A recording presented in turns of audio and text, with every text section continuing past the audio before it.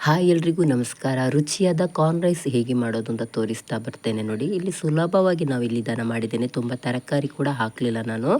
ಮೊದಲಿಗೆ ನಾನಿಲ್ಲಿ ಒಂದು 4 ಈರುಳ್ಳಿಯ ಸಿಪ್ಪೆಯನ್ನು ತೆಗೆದು ಚಿಕ್ಕದಾಗಿ ಕಟ್ ಮಾಡಿಕೊಂಡು ಇಟ್ಕೊಳ್ಬೇಕು. ಅದರೊಟ್ಟಿಗೆ ಒಂದು ಹಸಿಮೆಣಸನ್ನು ಕೂಡ ಕಟ್ ಮಾಡಿಕೊಳ್ಬೇಕು. ಹಾಗೆ ಒಂದು ಸ್ವಲ್ಪ ಕೊತ್ತಂಬರಿ ಸೊಪ್ಪನ್ನು ಕೂಡ ಕಟ್ ಮಾಡಿ ಇಟ್ಕೊಂಡಿದ್ದೇನೆ. ಇದರೊಟ್ಟಿಗೆ ನೀವು ತರಕಾರಿ ಹಾಕ್ತೀರಿ ಅಂದರೆ ಕ್ಯಾರೆಟು, ಬೀನ್ಸು, ಆಲೂಗಡ್ಡೆ ಎಲ್ಲ ಹಾಕ್ಕೊಳ್ಬೋದು. ಆವಾಗ ವೆಜಿಟೇಬಲ್ ಪಲಾವ್ ಅಂತ ಹೇಳ್ಬೋದು ಇದನ್ನು. ನಾನಿಲ್ಲಿ ಕಾರ್ನ್ ಹಾಕಿರೋದ್ರಿಂದ ಬೇರೆ ತರಕಾರಿ ಇಲ್ಲಿ ಆ್ಯಡ್ ಮಾಡಿಲ್ಲ, ಮತ್ತು ಬೇಗ ಕೂಡ ಆಗಬೇಕು ಅಂತ ಸಿಂಪಲ್ಲಾಗಿ ಇಲ್ಲಿ ಮಾಡ್ತಾ ಇದ್ದೇನೆ.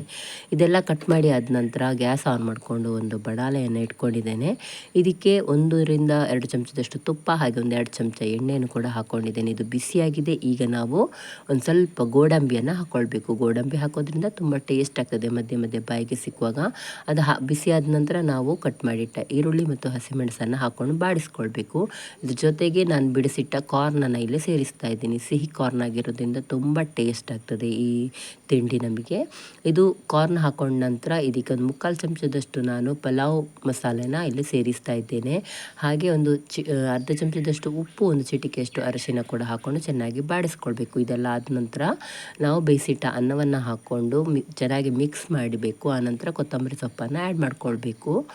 ನೀವು ಇದ್ರ ಜೊತೆ ತರಕಾರಿ ಹಾಕಿದರೆ ವೆಜಿಟೇಬಲ್ ಪಲಾವ್ ಕೂಡ ಆಗ್ತದೆ ನೋಡಿ. ಈಗ ಕೊತ್ತಂಬರಿ ಸೊಪ್ಪು ಹಾಕ್ಕೊಂಡು ಮಿಕ್ಸ್ ಮಾಡಿದರೆ ರುಚಿಯಾದ ಕಾರ್ನ್ ರೈಸ್ ರೆಡಿ ಆಗ್ತದೆ. ಈ ರೀತಿ ನೀವು ಒಂದ್ಸತಿ ಟ್ರೈ ಮಾಡಿ. Thank you.